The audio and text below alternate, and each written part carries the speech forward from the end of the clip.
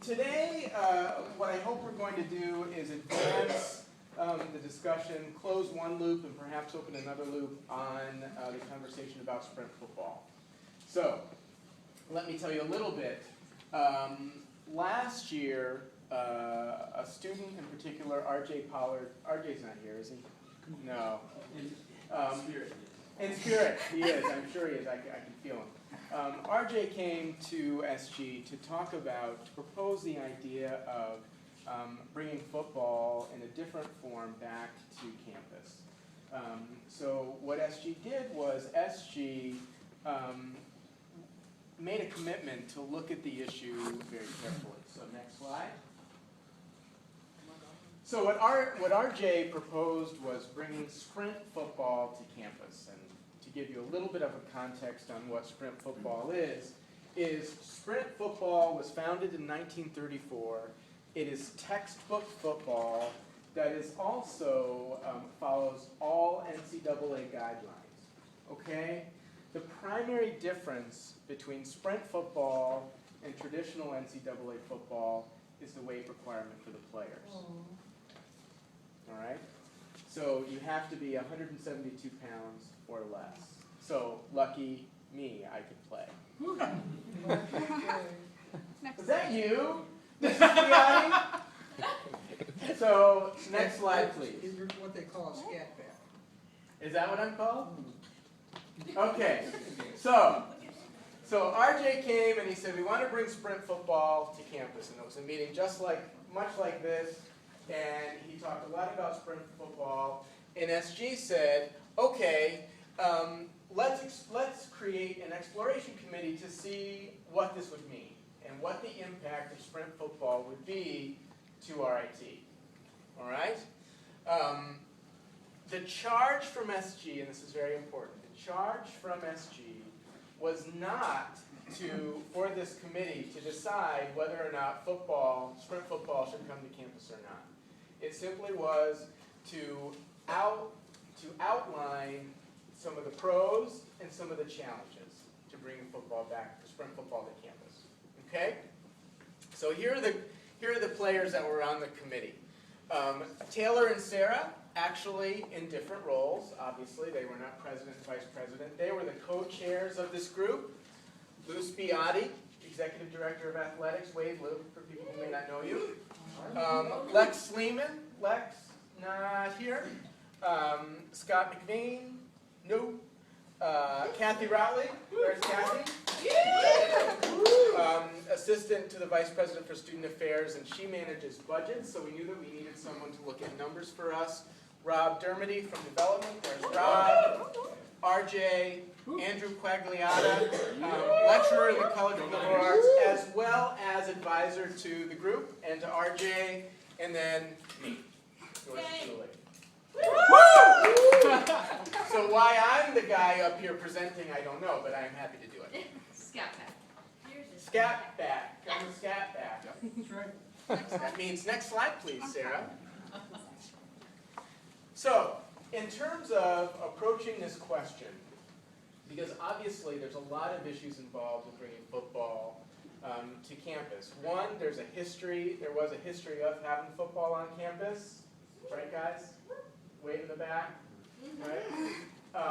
There was football, and football went away from campus in what year, Lou? 1977.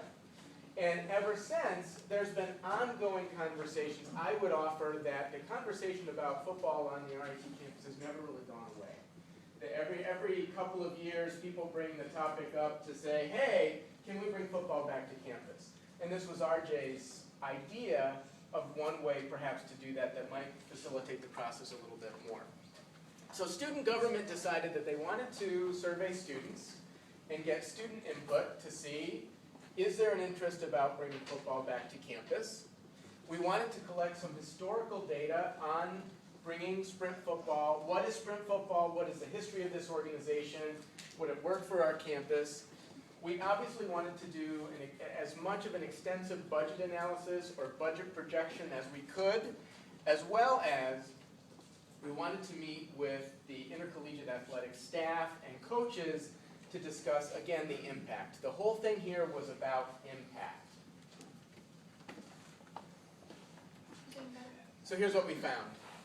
So I'm getting better. Yeah, you're getting good. My co-host up here. Sarah, please feel free to jump in at any moment. In terms of the SG Student Interest Survey, the survey was online. There were 400 responses, and there was really one question asked, and it was, would you be interested in seeing sprint football come to RIT? That was the question. And 76% answered in the affirmative. Flush? Thank you. Too much. Back. Sorry. There we go. Did the flush mess you up when you heard the flush? A little bit. Okay, it's all right. Budget analysis, and I didn't put the budget here. It's lengthy. I highlighted some of the major categories for everyone. Budget analysis here: 1, salaries and benefits. That's salaries for coaches and benefits and all these sorts of things. $167,000. Obviously, what you need to know is, I don't want you to think, wow, we're paying those coaches an awful lot. Salaries have to include benefits. So you have to include, which percentage is it, Kathy? 30-something percent. So whatever the salary is, if it's $40,000, you have to add 30% to that. So that's why some of these numbers seem a little bit higher. It's not straight salary. It's also including It also benefits. included student salaries and trainers. And Right. what- Yep. So this is obviously not one person. Okay. This is more than one person. Operating expenses, $137,000. Equipment, obviously there would be equipment, especially in the first year, startup costs for equipment. And the total for the first year, $353,000, over $353,000. Budget analysis for the second year, less than that. Salaries and benefits, $173,000. Operating expenses, less, a little bit less, which is good, $112,000. And then equipment, there was no information for equipment, but I would probably venture a guess that probably there would still, even in year 2, probably, equipment breaks, things would happen, so there might even need to be something in there. Okay, so 2-year total, I read the Q2 too early. 2-year total estimated, $640,000. So, in terms of impact, and what we also did again, and the meetings with the coaches and other fact-finding that the group did is related here in the positive impact and the potential challenges. So positive impact, enhance school spirit through increased competition and through football fans. People like football. They like the idea of having football, so there would be even more spirit now. Not only would we be spirit around our other Tiger Den events, but there would be spirit around other football events as well as football fans. Added affinity group on campus to benefit the campus culture. Again, people who come here because they want football and they want to go to football games, and that's part of college life. More opportunity for student involvement through competitive play and also being a fan. Enhanced wellness, obviously for student athletes. There was a lot of discussion about this. Attracting new students who want to play football, especially. So if you're a potential football player and you want to play football, if RIT doesn't have a program, you may not choose RIT.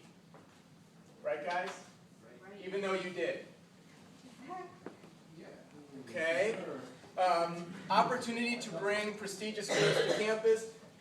Some of the schools in the sprint football organization include Cornell, Princeton, and some others. So it would bring us into competition with some of those other colleges.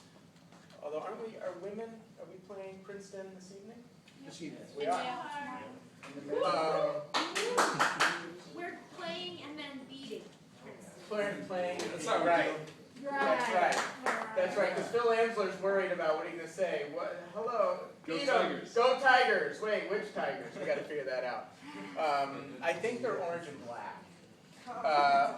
Revenue stream for renting field and facilities when not in use. We would obviously need another some more facilities and another field, and there would potentially be an opportunity to rent those facilities out. It would be great to have another field for use by several student organizations, and then opportunities for enhanced alumni giving. There was lots of discussion that since football went away, there have been alums who said, I'm never giving to RIT because you took away the program that I love so much. Challenges, securing substantial resources. Obviously you saw over $600,000 for 2 years. So that is a challenge that we have to look at. Identifying space, where would we put all this? Where would we put another field? If we needed a new locker room facility, which the coaches seem to think that we would, where would we put that? And again, how would we secure the resources to do that? Some of the coaches, although I would say overall the coaches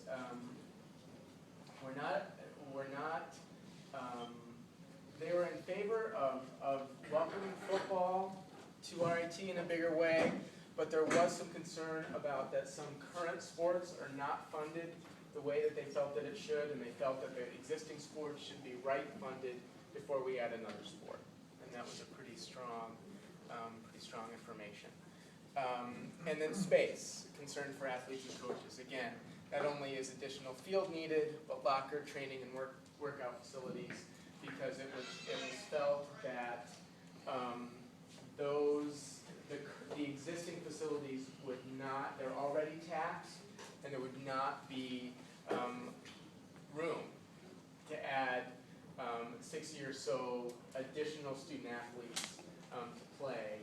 So there would be already cramped space would be even more cramped. It's a real high-level overview.